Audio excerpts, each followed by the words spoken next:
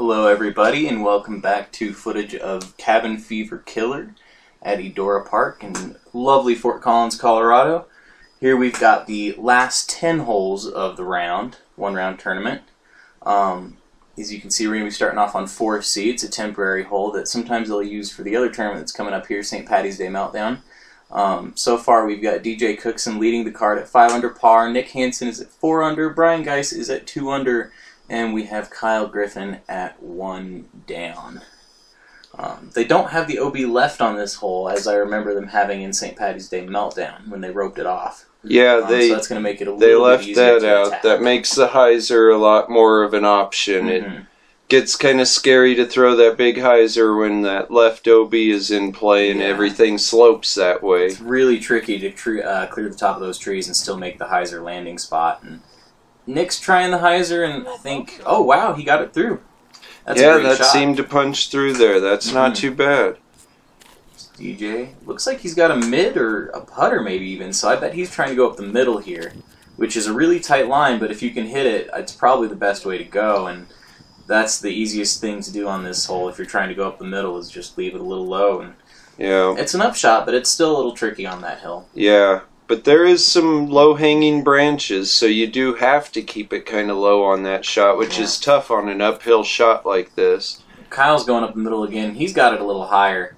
And that's just got to sit on the hill, and there's that danger. Wind got under it just a little bit, and that wintertime skip gets going, and there's not much you can do at that point. Brian's got the lefty hyzer line. No worries about an out of bounds over there, so why not, right? I think that's the line Eagle did when he played this hole in St. Patty's Day Meltdown when there was OB over there. He took that big sidearm, and I think it worked out 1 out of 2 times. Well, he did actually find the OB, but he had hit in bounds up there, so he still had a putt for his par at least. It's a good little flex run from Nick there into the headwind. Yeah, if you haven't seen the St. Patty's Day Meltdown footage, Eagle makes a bunch of good runs and a bunch of big baskets on this course playing that layout. He makes this course seem kind of short. Good run from Brian. There's Kyle at the bottom of the hill, which, as we were saying in St. Patty's Day Meltdown, that might have been OB, but yeah, I'm pretty sure that would have been. Oh, but that's a great birdie. Don't need any chains there, it didn't look like. Never helped anyway. Oh, good. We get a replay for that one. There's actually just beyond this basket from his angle is a drop off down towards an out of bounds parking lot too. So that's a riskier putt than it looks like in this video. And even if he doesn't go OB, those trees are really thick, as we're seeing here, and tough to get around. That's a good save there. Having to lean way out like that can be pretty tough. Brian tapping into par. That was a good run he had. Same with Nick. That's pretty good that there was nothing worse than a par on that hole. That one can really bite you. Like I said, those hills will roll it off both sides, so if you're missing your putts, you can end up with a long one coming back real easy. Oh, definitely. This is hole 5, the island hole. Maybe the most controversial hole in northern Colorado, but it exists. If you aren't in the sand there, it's a little kind of figure 8 shaped island. If you're not in any of the sand, you're OB. And the drop zone today, wow! I remember standing up on 6's tee and seeing him splash out. That was a great run. Yeah, that looked really nice. Barely missed. Right out of his hand, that looked good. Fortunately, he's sitting in bounds. Oh man, just clipped the backside. But you can see those yellow flags. That's where the drop zone is today, because this entire area has been under construction with a bunch of repaves of some paths and some creek work. And is that a grenade? Yep. Wow. Oh no! It just rolls out the back. Oh, that's flopped over the wood. And so yeah, the drop zone usually is about a 35-foot putt. Now it's about a 60-foot putt. So it's really important to stay on the island. And there we go. Sand caught that one. Yeah, it's a lot tougher to save your par from the drop zone now. That's probably a mortar Brian's throwing there. He likes to try to skip it onto the island, and that worked out just fine. Here's Nick with the big putt for 3.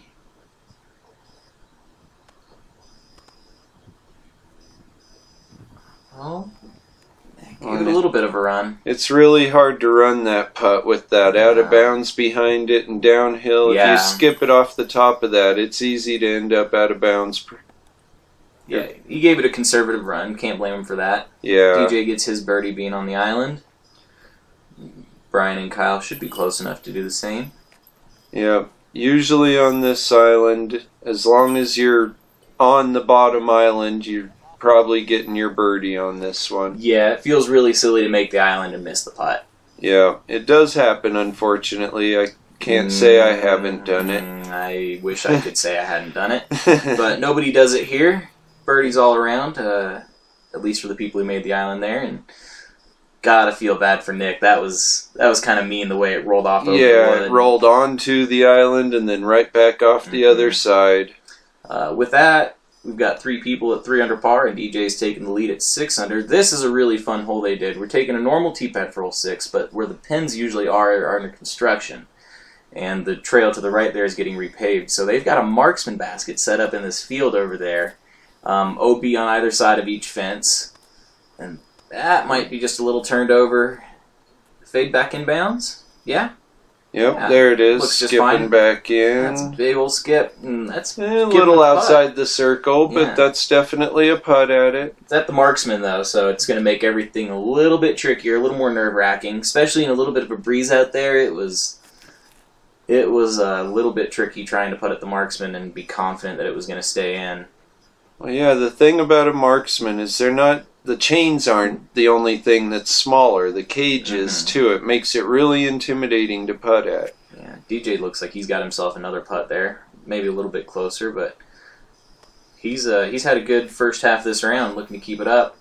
Brian's going lefty because he's a lefty. And I it's a really little wish I dangerous. had caught this better because he was wow. really close to that fence wow. coming in. That was a great shot by Brian, though. It's a beautiful drive. That's a scary hole for a lefty with that out of bounds the whole way there. Yeah, and that's probably, I mean, I know it's downhill, but it's still probably 450 easy, and that is really close off the tee. Yeah. Nick's got the power to just do a huge hyzer, and that also is going to work out just fine, it looks like. Yep, that's probably inside the circle. I think all of them are near the circle, if not inside it. Kyle's got himself, maybe just a little outside the circle. Gave it a bend. That's the biggest thing about this marksman too, is if you kind of go flying past it, all of a sudden your 20-foot comeback putt's a lot scarier than it otherwise would be. And Yeah. DJ's going to have a scary comebacker.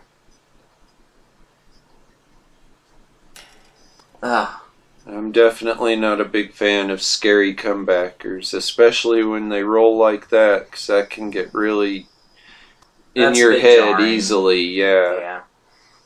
It's Nick for his birdie, and That's a great lays that in birdie. perfect. It always feels good to be able to get a birdie on an unusual basket like this. Oh, man. Another little roll. I mean, I know it's not that long of a putt anymore, but none of those little rolls help. That for sure, how- especially when your nerves are already rattled from missing a putt. Gets the double bogey. That's unfortunate. And that marksman, man, it is tiny and sometimes a little bit tricky to figure out. Brian got himself a really nice birdie there. That's a great drive. Yeah, for sure. That was a very difficult line for a lefty. That was really well done. Kyle there saving his par. So we had 2 birdies and a double bogey. That Shakes up the scorecard. really shakes up the scorecard. Got a 3-way tie for the lead of the card here. Going into hole 7, which is probably the longest hole on the course if we're playing it to the deep right, which I think we were. It's about No, it was to the left spot, but it still might be Still a about little 500. longer than the hole before, but mainly because of the elevation change there. This one's a lot more difficult to get to. Definitely. See, puts it just a little bit short there. It may not be 500, but it feels like it definitely plays 500, just the way you have to attack it coming in on the hyzer. It's really hard to throw a hyzer the whole way there. Well, and you really don't want to turn one over and end up way to the right. This one can... It's easy to find that out of bounds to the right if you're not careful. Yeah. Because anything over that wall is out of bounds. Yeah, that big wall always looks so tall until you manage to get on top of it. Right. Kyle, it looked like it might have been an early release. I'm not sure how much ante he got on it. Yeah, I'm pretty sure that wasn't what he intended. He ended up way over there to the left. I think that was his cloud breaker, and I know he can crush it if he gets on an ante especially, but that looked a little left, and that is also, I think, a cloud breaker, but just a little low. Yeah. Wind was swirling out there, and it really swirls around those trees and around that wall, and that looks like a really good upshot. Right, it's really tough to tell on this hole, though. Sometimes what you think is a really good upshot is either really long or really short, because it's so deceptive the way that basket kind of sits down low over that little bit of a berm there. Yeah. All three of those upshots looked alright. Let's see if Nick's going Anheuser or if he's going to try to split that little gap to the right. Looks like he's lining up the Anheuser putt.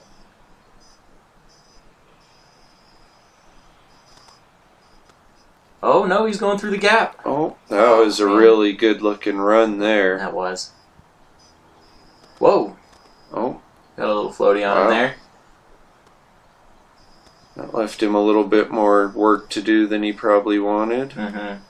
Oh. Looked good from that angle, but... Can't help but wonder if he's not still a little rattled from the marksman. Maybe. Easy to do, unfortunately. Yeah, once your confidence in your putting goes, it's tough to get it back. Nick and Kyle get their pars.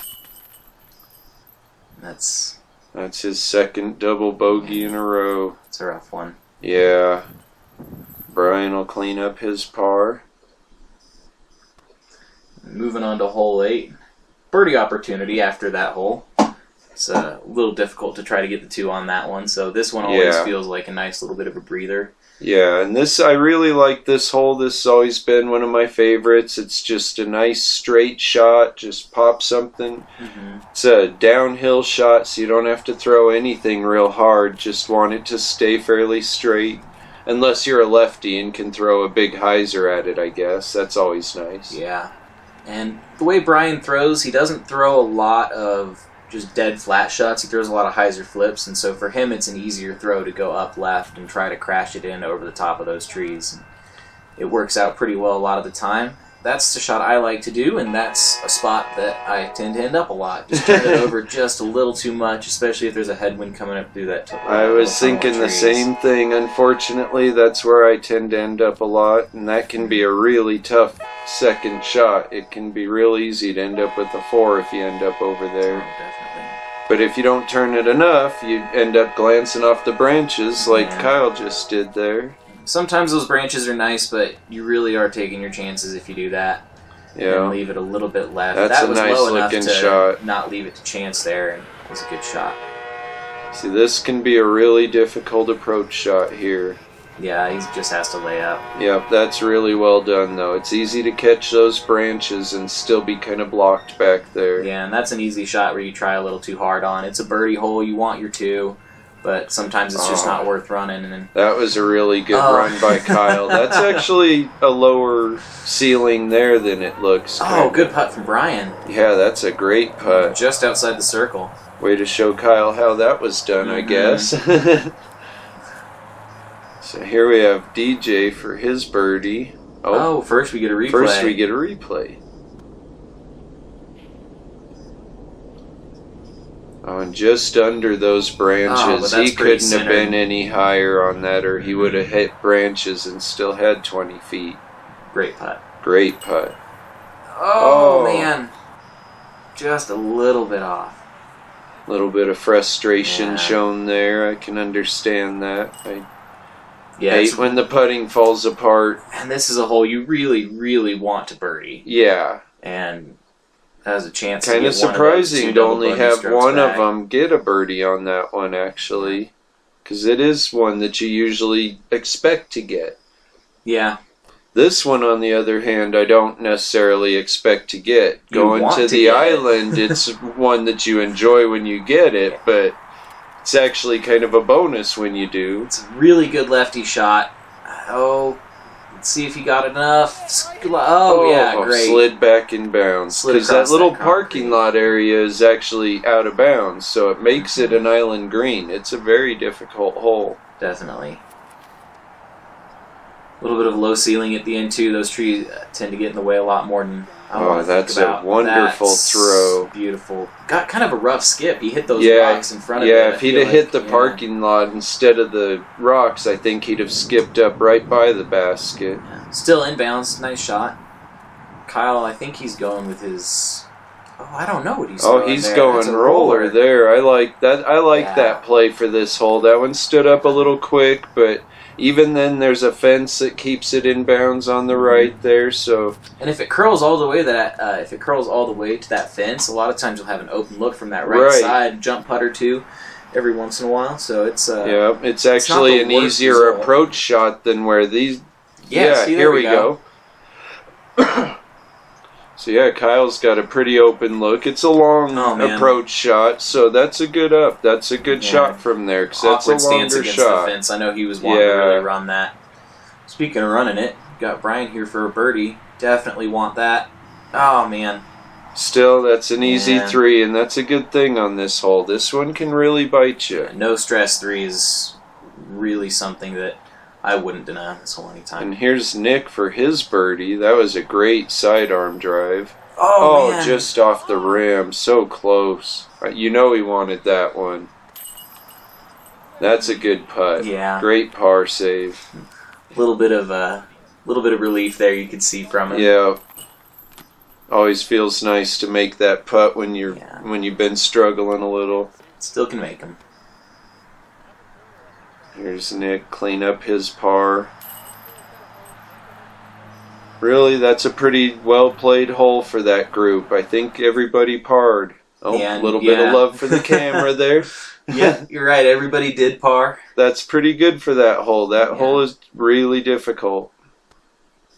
Definitely didn't do that on my card. There is no hole 10 anymore, so we have to jump to hole 11, but this is another one that I really enjoy back here. I really like this hole. That totally caught me off guard, though. I hadn't played this hole with a lefty, so I didn't know about that line. I've seen local side armor Danny Burdick take that line before with the fence there, and it was a little bit more dangerous. Oh, even when the fence was there, wow. Oh, yeah. Yeah, Danny likes those lines. Yeah, that's more what you usually see. That was just barely short.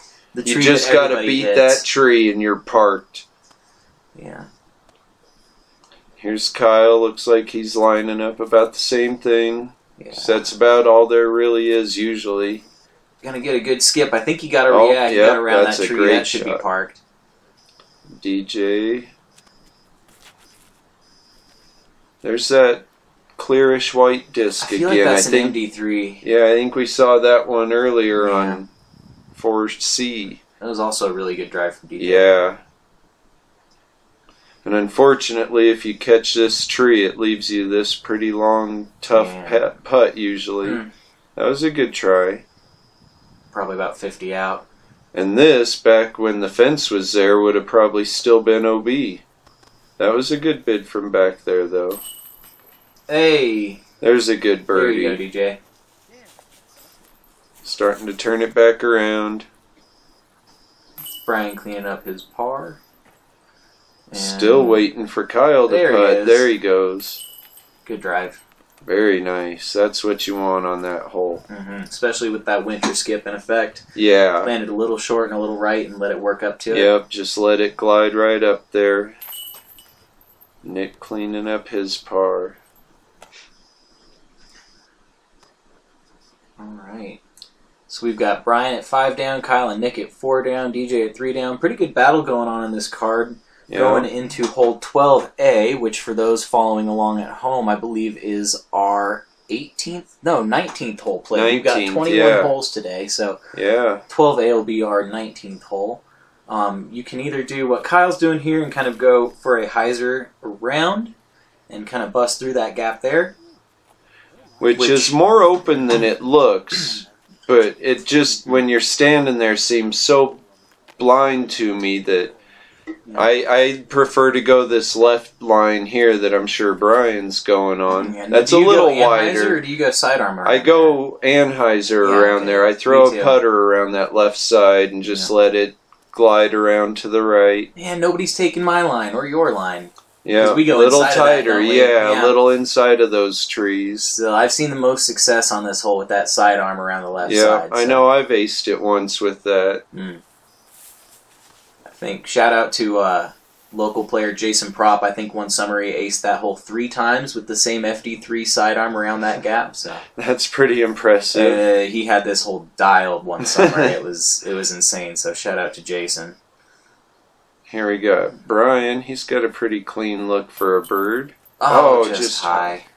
Shout out to Brian, too. I've seen him ace this hole on that same lefty wide hyzer that Jason was taking. Yeah, I'm sure that works pretty well for him. That lefty line is pretty open. Good birdie for Kyle. Yeah, that can be pretty tough downhill. Yeah, that hill's really close to the bucket, but there are some leaves and branches that overhang just a little bit, so if you get more than a few feet up the hill, you've got those to deal with. Well, and it's fairly steep, so you don't have to be very far up the hill before you're elevated fairly high above the basket and throwing it down. With the dry grass, the footing gets a little weird, and Kyle with the only birdie on that hole, so he'll take the box going into hole 12B, which is off the top of this hill that we just played under, and it's going to a deep basket just behind that big, I think it's cottonwood tree probably. Probably. I'm not sure. Yeah. But it's a fairly long hole even with the elevation change. You got to get on it pretty good, and then I think there was a little bit of headwind on this hole. Yeah, there probably So it was wanting to turn them over a little more than they were expecting. Kyle goes cloud breaker deep. That one tree that you saw that he just went a little bit behind is about pin high or so with the basket. Yeah. And, did he turn that a little bit?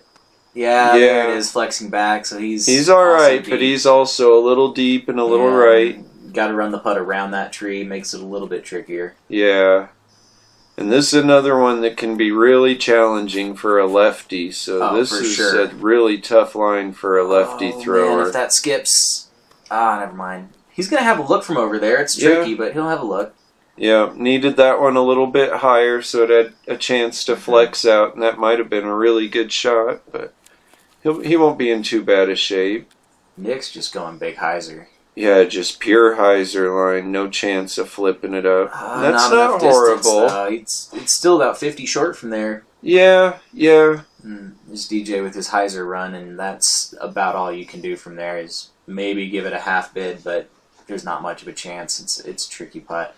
Yeah. Brian's got a little bit shorter, but it's low ceiling. And just caught that branch a little bit. And there's Kyle. He's got a pretty good look. Putts. He's got a look, but he's a lefty putter, and the tree's to his left. Yep. And he is having to kind of adjust to try and get around it, figure out where to go around it. Well, didn't get the tree. Yeah, that wasn't too bad of a run from there. There's Nick.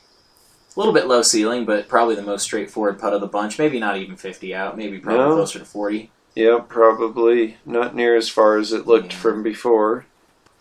Still long enough to jump putt, and just around it. A little bit too much of a run. Too much want. Good save, though. Yeah, that's a good return putt. It always helps if you're making the comeback putts and you don't get afraid to run the initial putt. Get away with a lot if you're making 30-footers. Yeah, that was a good par. Brian will tap in his par. And DJ should probably come up and go ahead and tap in his par. And we are on to our final hole, number 21, which is hole 13. And got a heck of a battle today. It's been fun to watch. Yeah. Kyle and Brian both at 5 down. DJ was really giving him a run there, but he's still coming back after that. And you got a couple unfortunate holes in a row. But he's made a nice recovery from that. So Kyle has the box, probably that same cloud breaker. Let's see what he can do with it. Oh, and those clouds and making it really hard to see some of these discs. So There he Eyes are is. out a bit. Yeah. Kind of in between the two pins. Let's see if DJ can get his a little bit more to the right. A little more Anheuser on it. Yeah. And that one's drifting pretty well. That drifted really well. I kind of lost it after that, I think, so... Yeah. Tough to track them when they're going that fast. Yeah, well, and that disc was trying to about the throw a color hyzer. of the sky, so it was hard to see on that little screen, and I kind of lost that one too, it looks like. These guys are throwing it harder than it looks, so they're moving pretty quick. Definitely. Oh, I love this line from Brian. I like the idea. I like throw and just roller stand on up. this hole too, but it's bouncy Yeah. enough that that happens quite a bit. It doesn't want to stand up because it keeps bouncing. Here's a little sidearm MD5 up shot. Get him a look. Yeah, I think he was expecting a little more skip out of that, but Yeah. that'll be alright. It got more distance than I thought he did. He's up on the hill right next to the other pin placement. Yeah, if it had been left, he would have been Parked. having a pretty easy putt. Yeah. Kyle, too, man. Yeah. They're both right there. See if Kyle can give it a little bit more of a run than Nick did. So I think this is to beat Brian. Yeah, I think you're right. Oh, And same he was deal.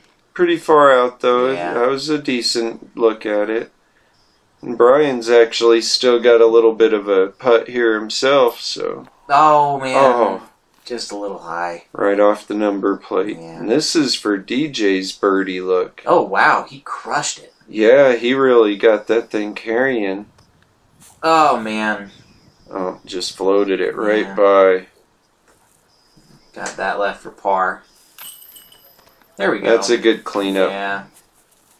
Not happy about it, but that was a good cleanup still. So we've just got Brian, Nick, and Kyle left. Yeah. Here's Kyle Tapping cleaning his up par. his par. Yep, Nick for his par, and I'm pretty sure Brian's got this Yeah. for his bogey. Yeah. That's an unfortunate ending. He had a really good round going. That still was a pretty good showing, though. I mean, 4 down is a pretty Mhm. good round. Yeah. And so at the end of the day, we had Kyle Griffin winning our feature card, but I believe Matt Lamb actually walked away with the win today, shooting a 55. Oh, So that's he had a a pretty really solid good round. round, Yeah. Yeah, so shout out to Matt. Nice work at Cabin Fever Killer, and appreciate having y'all watch, and we'll see you next time. All right, thanks, everyone.